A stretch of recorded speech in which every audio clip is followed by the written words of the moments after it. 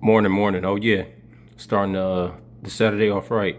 Well, it's not only a Red Bull, but I'm about to cut this mango up and squeeze this lime in that thing. All right, got a nice little concoction here in the ice cube.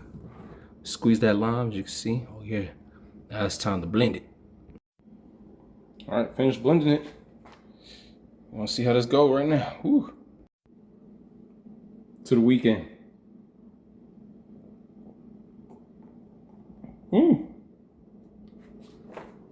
I didn't put it on camera. I forgot, but I put a little squeeze of lemon juice in here. Yeah, no, this is nice. This is nice. It's not just the Red Bull either. It's got some fruits and stuff. So some sugars. You need sugars that come from the ground.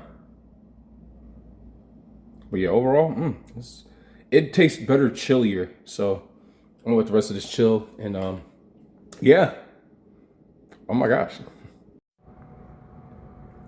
Some crispy salmon, the Pokebowl, some bottom round, I think that's round beef, some rice, cucumbers, and juices from the stuff, from the meats cooked and everything, oil, butter. Oh yeah.